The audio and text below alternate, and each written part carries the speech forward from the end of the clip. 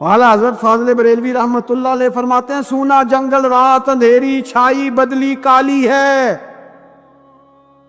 सोने वालों जागते रहना चोरों की रखवाली है।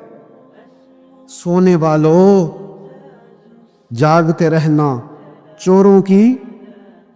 यहां तो लोग हमारे अकायद को तबाह कर रहे हैं, सहाबा और अहले बैत के बारे में, हुजूर की निस्बतों के बारे में, और हमें फिक्र नहीं है। इतनी दूर ले जाया जा रहा है, इतना फिक्री इंतशार।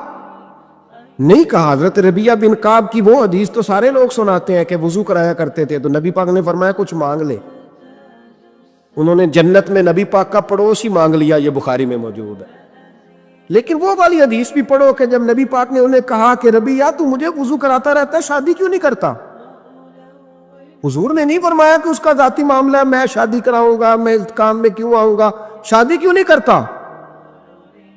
इसकी हुजूर कोई कारोबार नहीं, कोई मामला नहीं, कोई रंग रूप नहीं, और आपकी खिदमत से भी रुक जाऊंगा। कहते हैं हुजूर खामोश हो गए। अगले दिन फिर पूछा निकाह क्यों नहीं करते?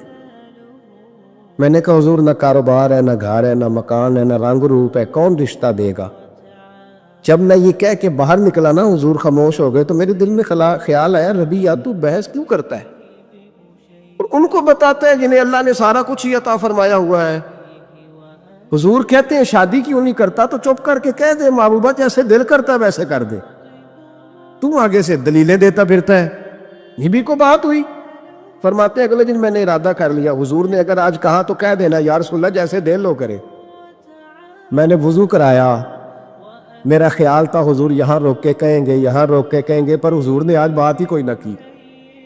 मैं देर तक सोचता रहा यहाँ कहेंगे, यहाँ कहेंगे, पर आज हुजूर ने बात ही ना की। मैं पछता रहा था कि 2 दिन मौका मिला मैंने ज़ाया कर दिया। फरमाते वुजू पूरा करा के जब मैं बाहर निकला, दरवाजे तक पहुंचा तो महबूब ने आवाज़ दी। बात सुन मैं ठहर गया। फरमाया शादी क्यों नहीं करते? कहते मेरा तो दिल फूलों की तरह खिल उठा। मैंने कहा या रसूलल्लाह जैसे दिल करता है करा दे। नबी पाक अलैहिस्सलाम ने फरमाया फलां कबीले के सरदार के पास जा, उसे कहा अपनी बेटी का निकाह तेरे साथ कर। कहते मैं गया, थोड़ी देर के लिए तवक्कुफ किया उन्होंने, लेकिन फिर वो राजी हो गए। मैं वापस आया, सुनो ये जी उसका जाती मामला है, लेकिन नबी पाक ने देखा कि इसको जरूरत है मेरी, इसका निकाह नहीं हो रहा, घर नहीं आबाद हो रहा, तो हुजूर ने पूरा किरदार अदा किया। मेरे महबूब करीम अलैहिस्सलाम ने हजरत हारसा बिन नौमान को बुलाया। फरमाया तेरा एक मकान खाली है? कहा या रसूलल्लाह हाँ। फरमाया ये मेरे रबिया को दे दे, उसमें रहा करेगा, दुल्हन को लाएगा। हजरत बुरीदा असलमी को बुलाया। फरमाया एक खजूर की गुठली के बराबर सोना चाहिए। या रसूलल्लाह किस लिए? फरमाया मेरे इस गुलाम ने अपनी बीवी को हक महर देना है। हजरत सैयदना उस्मान गनी को बुलाया, तीसरे सहाबी। फरमाया एक मेंढे का बंदोबस्त तूने करके देना है। हुजूर किस लिए? फरमाया मैंने अपने गुलाम का वलीमा करना है, बकरे का बंदोबस्त कर। सारी तैयारियां करके दी। हजरत रबिया कहते हैं जब मैं दुल्हन ब्याह के घर लाया तो मेरे दोस्त यार रिश्तेदार मुबारक देने आए। कहने लगे तेरी क्या बात है, शादी भी आला खानदान, वलीमा भी, और खजूर की गुठली के बराबर हक महर भी। तो हजरत रबिया रो पड़े। फरमाने लगे मैं तो काला कलोटा हबशी गुलाम था, सलाम भी कोई नहीं लेता था, मुझे मुबारक ना दो, मेरे मुस्तफ़ा पे दुरूद और सलाम पढ़ो। ये सारा हुजूर का करम है। कहते हैं उसका जाती मामला है, भाई सारा दिन तेरे साथ रहता है, उठता बैठता है, तेरी नौकरी करता है, तूने कभी पलट के देखा ही नहीं, तूने कभी अश्कुशोई नहीं की, तूने इतना टाइम ही नहीं दिया कि तेरे कंधे पे सर रख के रो सके, तेरी तवज्जो ही नहीं। नबी रहमत अलैहिस्सलाम दाएं बाएं वालों आगे पीछे वालों का ख्याल रखते, जहां जिसको जरूरत होती हुजूर उसकी जरूरत में पहुंचते, अश्कशोई करते, नबी पाक प्यार करते। कहते हैं उसका जाती मामला है, मैं क्या करूं? सुनो हजरत जाबिर इब्न अब्दुल्ला रदी अल्लाह तआला अन्हु के जो वालिद थे ना हजरत अब्दुल्ला बिन अमर रदी अल्लाह तआला अन्हु, वो आला तरीन उहद के शहीद हैं कि नबी पाक फरमाते हैं रब करीम ने खुद उनसे गुफ्तगू फरमाई है, खुद उनसे गुफ्तगू की अल्लाह तबारक व तआला ने। हजरत जाबिर बिन अब्दुल्ला के वालिद अब्दुल्ला बिन अमर उहद में शहीद हो गए थे। 6 یا 10 بہنیں تھیں ان کی، قرضے چڑھ گئے، کاروبار میں نقصان ہو گیا۔ ضروری نہیں کہ کوئی آدمی دھوکے باز ہی ہو تو وہ مقروض ہوتا ہے، یہ ضروری نہیں۔ تلک الایام نداولھا بین الناس، اللہ لوگوں کے دن پھیرتا ہے، حالات تبدیل کرتا ہے۔ اب صحابی پہ کچھ شک کر سکتا ہے؟ لیکن حضرت جابر کہتے ہیں اتنا قرضہ چڑھ گیا کہ ایک ایک بال میرا قرضے میں ڈوب گیا۔ قرضے بڑے دینے تھے، مقروض آتے، تنگ کرتے۔ خود نبی کریم علیہ السلام نے فرمایا ہے کہ جو مقروض ہوتا ہے وہ قیدی ہوتا ہے، جب تک قرض دے نہیں لیتا اتنی دیر تک وہ آزاد نہیں ہوتا۔ حضرت جابر ابن عبداللہ کہتے ہیں میرے باغ میں کھجوریں پکی تھی، یہ بخاری میں بھی ہے، کنز المال میں بھی ہے، ابن کثیر میں بھی ہے، امام حلبی نے سیرت حلبیہ میں لکھا ہے، 20 درجنوں کتابوں میں آپ کو روایت ملے۔ فرمانے لگے کھجوریں جب میری پک کے تیار ہو رہی تھی تو مقروض جب پیسے لینے آتے تو میں کہتا قرضے، یہ کھجوریں پکتی ہیں تو دیتا ہوں۔ یہ ہم پنجاب کے لوگ کیا کہا کرتے تھے، ہاڑی سونی جی، یہاں چاول کی فصل پہ، یہاں گندم کے، ہم نے تو کپڑے لیے ہوتے تھے ادھار دکانوں سے کہ فصل پکتی ہے تو پھر دے دیتے ہیں، کہ کھجوریں پکتی ہیں تو دیتا ہوں۔ فرماتے پتہ مجھے بھی تھا کھجوریں زیادہ تھوڑی ہیں اور جن کے پیسے دینے ہیں وہ پیسے، فرماتے ہیں کھجوریں پک گئی، اتاری تو یہ تو 11 گنا بھی اور ہو تب بھی قرضہ نہیں اترتا۔ کہتے ہیں میں نے دوستوں سے، یاروں سے، رشتہ داروں سے، وہ جو کہتے ہیں نہیں کوئی حکم ہوا تو بتانا، پھر جس دن بندہ حکم بتاتا ہے اس دن کہتے ہیں آج سویرے ہی بچہ پیسے لے گیا، یہ تو 2 گھنٹے پہلے بتاتا تو تیرا کام ہنس رہے ہیں آپ بیچ بیچ میں سے، 2 گھنٹے بس لیٹ ہیں آپ، بلکہ کہیں تو پونے گھنٹے کا ٹائم دیتے ہیں، کہتے ہیں پونا گھنٹہ پہلے تو آ جاتا تو تیرا کام بس، اور جب بھی آپ فون کرو اس سے اگلی دفعہ کریں تو پھر شاید آدھے گھنٹے کا ٹائم دے دیں کہ آدھا گھنٹہ ہو گیا تو لیٹ ہو گیا، ورنہ کام بالکل تیار تھا۔ اور ہمارے زمانے میں تو دوستی قائم رکھنی ہے تو صرف اس سے رہ سکتی ہے جسے آپ کام نہ بتائیں، حالانکہ اس دوست کا کیا مطلب، دنیا تے جو کام نہ آیا اوکھے سوکھے ویلے، اس بے فیضے سنگی کولوں بہتر یار اکیلے، کیا مطلب ہے؟ کام بتایا تو رفو چکر ہو گیا، منع کیا ہوا اس بات؟ میرے رسول کائنات علیہ السلام کے صحابی کہتے ہیں سب سے کہا پر کسی نے نہ سنی، جب میں تھک گیا نا تو میں دروازہ رسول پہ چلا گیا، یا رسول اللہ، یا رسول اللہ، یا رسول اللہ، حضور قرضے زیادہ ہیں، کھجوریں کم ہیں، یہودیوں کے پیسے ہیں وہ مانتے نہیں، نبی پاک نے فرمایا ان سے کہو تھوڑے تھوڑے لے لیں باقی پھر دے، حضور نہیں مانتے۔ حضور کہہ سکتے تھے سلمان جاؤ بات کر کے آؤ، جاؤ بلال، صہیب جاؤ، کون جاتا ہے مقروضوں کی سفارش کرنے؟ کہتا ہے بھائی میں نہیں بیچ میں آؤں گا، اتنے پیسے، اوہو، میں اپنے موبائل فون بند کر جاتے، کوئی پوچھے نہ۔ لیکن نبی کریم علیہ السلام نے فرمایا سنو، خود رسول پاک، خود نبی پاک نے، حضور نے فرمایا چل میں تیرے ساتھ چلتا ہوں، چل میں تیرے ساتھ چلتا ہوں، مقروض کے ساتھ، امیر کے ساتھ نہیں، اس کے ساتھ نہیں جس نے پیسے لینے ہیں، بلکہ حضور مقروض کے ساتھ، گرے ہوئے کے ساتھ چلے، چل میں چلتا ہوں۔ یہودی تک گئے، فرمایا کچھ لے لے، یہ بیچارہ دھوکے باز نہیں الجھ گیا ہے، غربت، کچھ لے لے باقی پھر دے دیں گے۔ کہنے لگا سارے ہی لینے ہیں۔ جب اس نے بات نہ مانی تو پھر یہ اللہ کے رسول ہے نا۔ اعلیٰ حضرت فرماتے ہیں میرے کریم سے گر قطرہ کسی نے مانگا، دریا بہا دیے، دوربے بہا دیے۔ یہ دوربے کیا ہوتے ہیں؟ یہ مجھے پوچھا تھوڑے دن پہلے ایک شخص نے، آپ سنتے رہتے ہیں نا شعر، آپ تو ترجمہ پوچھتے ہی نہیں نا، کبھی پوچھ لیا کریں کہ اس کا معنی کیا ہے، کبھی پرچی لکھ لیا کریں تاکہ کوئی جب آپ سے پوچھے تو یہ دوربے کیا ہے، لفظ دوربے ہے ہی نہیں، اصل میں اعلیٰ حضرت کو پڑھتے نہیں نا لوگ، تو نے پتہ ہی نہیں وہ بات کتنی اعلیٰ، یہ لفظ دوربے نہیں ہے۔ اعلیٰ حضرت کہتے ہیں میرے کریم سے گر قطرہ کسی نے مانگا، دریا بہا دیے ہیں، دور بے بہا دیے۔ دور علیحدہ ہے اور بے بہا، دور کہتے ہیں ہیرے کو، ایک معنی ہیرا ہے، دور بے بہا، بے بہا کی تو سمجھ آتی ہے نا، دور بے بہا دیے ہیں یعنی ہیرے بے بہا دیے ہیں اسے۔ اب سمجھ آئی یہ بات کی، دریا بہا دیے ہیں، دور بے بہا دیے ہیں، یہ معنی ہے شعر کا۔ تو جب وہ نانا مانا یہودی، تو نبی کریم علیہ الصلوۃ والسلام فرمانے لگے نہیں تو پھر پورے لینے ہیں؟ کہنے لگا جی پورے لینے ہیں۔ حضور فرمانے لگے کل آ جانا، سارے دے دیں گے، پورے پیسے تیرے ملیں گے، تو آ جانا۔ حضرت جابر ابن عبداللہ کو حضور نے فرمایا کھجوریں اتار کے نا تو اپنے باغ میں ڈھیر لگا اور میں آیا۔ حضرت عمر حدیث کے راوی ہے، فرماتے ہیں بس رسول پاک چل پڑے، حضور نے کندھے پہ رومال رکھا، حضور چل پڑے۔ کوئی چٹائی نہیں بچھائی، حضرت جابر کہتے ہیں، کوئی صوفہ نہیں رکھا، وہ پھولوں کے ہار نہیں۔ حضور آئے، 2-3 چکر میرے باغ کے لگائے اور کھجوروں کے ڈھیر کے پاس بیٹھ گئے۔ فرمایا بلا جس کے پیسے دینے، بلا، اب تنگی یہ داماں پہ نہ جا، اور بھی کچھ مانگ، بلا۔ فرماتے بندے کو بلایا، حضور نے فرمایا کتنے پیسے؟ حضور اتنے درہم دینار ہے۔ فرمایا کھجوریں تولتا جا اور دیتا جا۔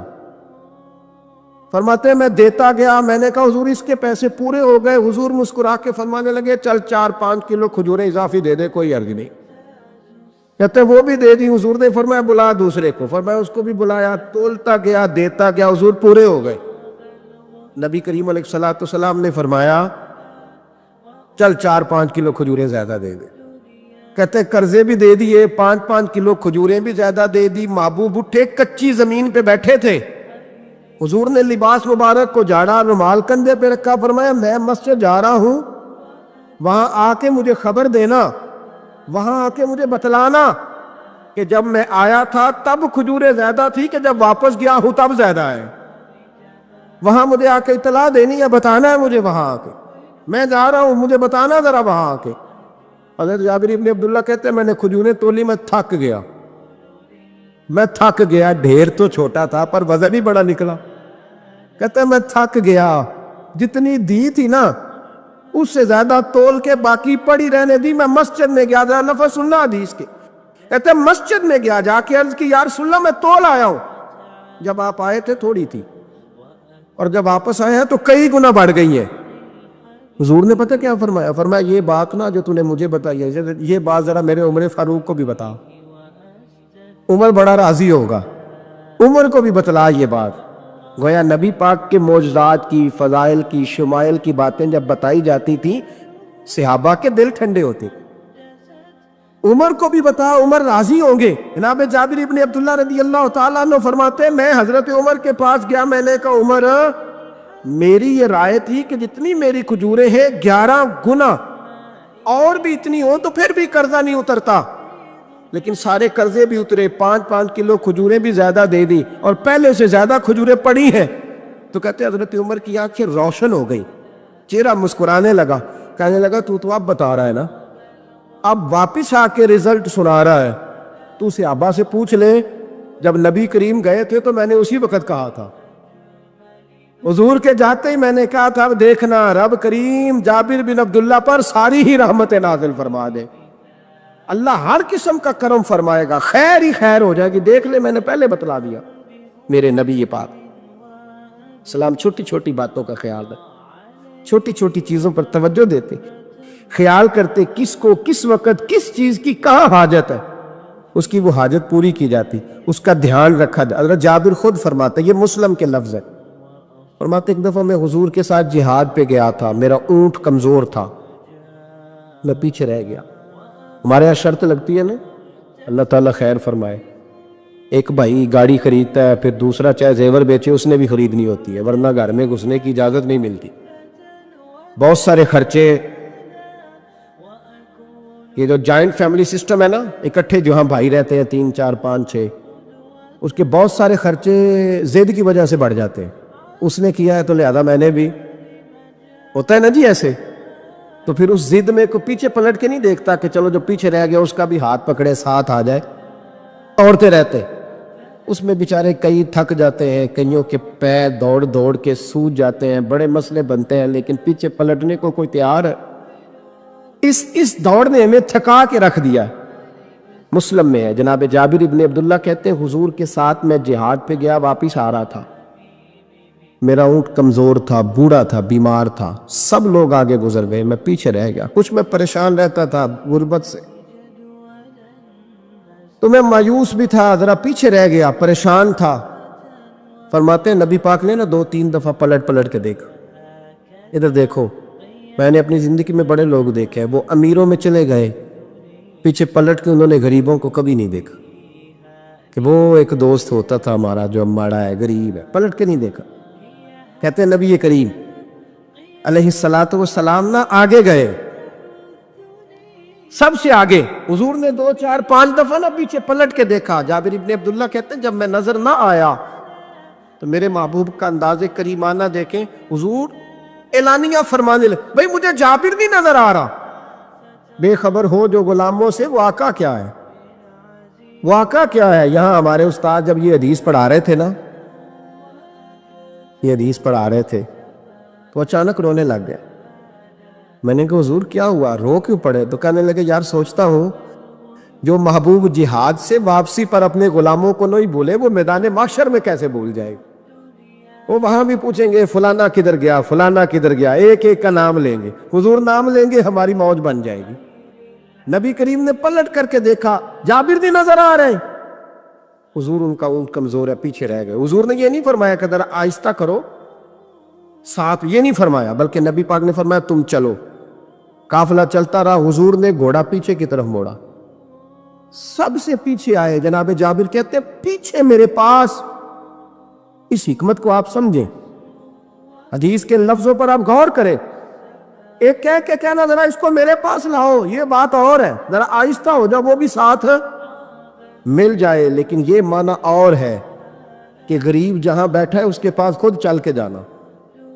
حضور خود پلٹ کے پیچھے آئے اور فرماتے میں جو کہ پریشان تھا تو محبوب میری طرف دیکھ کے فرمانے لگے اس کو دوڑاتا کیوں نہیں، پیچھے کیوں رہ گیا؟ تو کہتے ہیں مایوس بندہ، پریشان بندہ کبھی کبھی وہ اس طرح بولتا ہے کہ جیسے کڑ رہا ہے، تھوڑا سا نا سخت ترش باتیں بھی کرتا ہے۔ کہتے ہیں میں نے اس عالم میں نا، میں نے کہا حضور اس قابل ہوتا تو سب کے ساتھ مل نہ جاتا، کمزور ہے، ماڑا ہے، مہران ہے، اور وہ بھی پرانی جو چل ہی نہیں سکتی، یہ کہاں یا رسول اللہ دوڑے گا، اس قابل ہی نہیں ہے۔ حضور اس قابل ہوتا تو قافلے کے ساتھ نہ ہوتا۔ کہتے ہیں حضور نے میری طرف توجہ فرمائی، میں باتیں کر رہا تھا اپنے اندر کی پریشانی کی تو حضور مسکراتے جا رہے۔ حضور کے ہاتھ میں چھڑی تھی، فرمانے لگے ایسے ہی تو باتیں کر رہا ہے۔ نبی پاک نے اونٹ کی پشت پہ چھڑی لگائی اور فرمایا تو دوڑتا کیوں نہیں؟ بڑے ہلکے سے مسکرا، اوے تو دوڑتا کیوں نہیں؟ تو جناب جابر ابن عبداللہ کہتے ہیں جو سب سے پیچھے تھا نا وہ سب سے آگے نکل گیا، وہ دوڑتا گیا، دوڑتا۔ فرماتے ہیں میرا چہرہ بھی عجیب سا، لوگ میرے انداز دیکھیں کہ یہ کیسے آگے نکل گئے، کیسے، کبھی نہ سوچ یہ کیسے نکل گیا، بس سمجھ لے آگے وہی نکلا ہے جسے مصطفیٰ کی تھبکی مل گئی ہے۔ تو یہ نہ کہ سیاست کر گیا، چلاکی کر گیا، بس تھبکی مل گئی تو بات بن گئی۔ کہتے ہیں میں نکل گیا آگے، حضور کی تھبکی جو ملی تھی۔ حضرت جابر ابن عبداللہ کہتے ہیں حضور گھوڑا دوڑا کے میرے پاس آئے، خود حضور نے میرا اونٹ تیز کرایا نبی پاک کی برکت سے۔ تو قریب آ کے فرمانے لگے ٹھہر جا یار، ہم بھی تیرے قافلے میں، ہمیں بھی ساتھ لے لے۔ فرماتے اب تو میں رو ہی پڑا کہ خود بھیک دے، خود ہی کہے منگتے کا بھلا ہو، ٹھہر جا یار ہمیں بھی ساتھ لے لے۔ جناب جابر ابن عبداللہ رضی اللہ تعالیٰ عنہ فرماتے ہیں کہ جگہ پڑاؤ کیا، رکے، ٹھہرے کھانے پینے کو، نماز پڑھنے۔ نبی کریم نے مجھے بلایا، میں حاضر ہوا تو کہا یا رسول اللہ حضور حکم۔ تو محبوب فرمانے لگے جابر یار تیرا اونٹ میں نے نرالا ہی دیکھا، بوڑھا ہو کے سب سے آگے نکل جاتا ہے، بیمار ہو کے، کمزور ہو کے۔ کہتے ہیں میں چہرہ دیکھتا جا رہا ہوں کہ حضور سارا ہی پتہ ہے آپ کو، میں کیا عرض کروں؟ تو محبوب فرمانے لگے پسند آ گیا، بیچ نہیں دیتے میرے ہاتھ؟ کہا یا رسول اللہ آپ رکھ لیں۔ حضور آپ کا یہ؟ فرمایا نہیں میں پیسے دوں گا۔ کتنے کا ہے؟ کہا یا رسول اللہ آپ رکھ لیں۔ فرمایا پیسے دوں گا۔ یا رسول اللہ مارکیٹ میں جاؤں تو 6-7 دینار کا بکے گا۔ فرمایا نہیں بھائی میں تو پورے 10 دوں گا۔ 6-7 نہیں، میں تو پورے، حساب سیدھا، 6-7 کا کیا حساب ہوا، 10 پورے کا۔ حضور پھر بندہ نوازی ہے نا، کون بول سکتا ہے؟ حضور نے فرمایا بلال تیرے پاس 10 دینار تھے؟ حضور ہیں۔ فرمایا ان کو دے دو، اونٹ کے پیسے رکھ لو اور مال نہ مدینے جا کے دے دے۔ جابر ابن عبداللہ کہتے ہیں میں مدینے گیا شام کو، میں نے نا کبھی اپنے اونٹ کی اتنی خدمت نہیں کی جتنی اس دن کی۔ میں نے اسے بڑے پیار سے نہلایا، میں نے نئی رسی خرید کے اسے نکیل ڈالی، آج محبوب کی بارگاہ میں لے کے جانا ہے۔ کہتے ہیں تیاری کر کے نا، تیاری پوری تیاری کر کے، تن تندور ہڈاں دا بالن تے اسی ہاواں نال تپایا، کپ کپ مکیاں پیڑے کیتے، عشق پلے تھل لایا، تن دا سالن تے من دی ہانڈی، اتو نون صبر دا پایا، غلام فریدا وے میں ساری تیری، تینوں اجے یقین نہیں آیا۔ کہتے ہیں اسے بڑے پریم سے، بڑی محبت سے سجا کے، سوار کے، نکھار کے، تیار کر کے میں نبی کریم کی بارگاہ میں لے کے گیا۔ ظہر کی نماز پڑھ کے حضور نکلے، میری طرف دیکھا، میں نے کہا حضور پیسے لے لیے تھے، یہ آپ کا سامان ہے، مال ہے؟ کہتے حضور نے نکیل تھامی، میں واپس پلٹا، ابھی گلی کی نکر مڑا نہیں تھا، حضور نے آواز دی، جابر ذرا سن تو صحیح۔ کہتے میں واپس آیا ہوں تو حضور مجھ سے باتیں کرنے لگے، فرمانے لگے یہ میرا اونٹ ہے، اسے کمزور اور بوڑھا نہ سمجھنا، کبھی جانوروں میں دوڑا کے دیکھنا، سب سے آگے نکل جاتا۔ اور کریم محبوب فرمانے لگے 6-7 دینار کا نہ سمجھنا، میں نے پورے 10 دینار کا خریدا۔ اور پھر حضور پھر مسکرائے، فرمایا جابر تمہیں پتہ ہے تحفہ لینے دینے سے محبت بڑھتی ہے؟ حضور ہاں۔ فرمایا رکھ لو، میں تمہیں تحفے میں دینا چاہتا ہوں، رکھ لو، میں تحفے میں دینا چاہتا ہوں۔ جناب جابر ابن عبداللہ کہتے ہیں میں واپس لوٹ رہا تھا، رو رہا اور کہہ رہا تھا جیسا نبی اللہ نے مجھے دیا، جیسا رسول اللہ نے، سب سے اولا ہو اعلیٰ ہمارا علم۔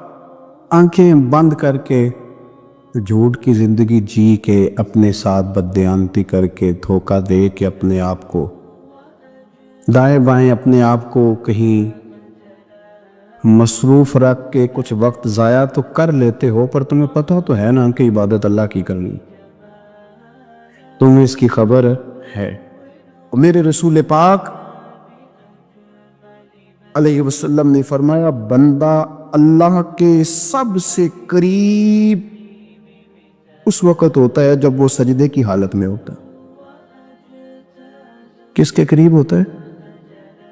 اللہ کے سب سے قریب ہوتا ہے، وہ بڑا نیڑے ہے رب کے، بڑا قریب ہے، اس لیے کہ وہ حالت سجدہ میں، وہ جب سجدے کرتا ہے نا، اس کی بارگاہ میں جب جھک جاتا ہے۔ آپ ذرا سجدے کی کیفیت دیکھیں نا، زبان بھی یہاں ہے، آنکھ بھی یہاں ہے، کان بھی، عقل بھی ساری، اس نے سارا کچھ رکھ دیا سجدے۔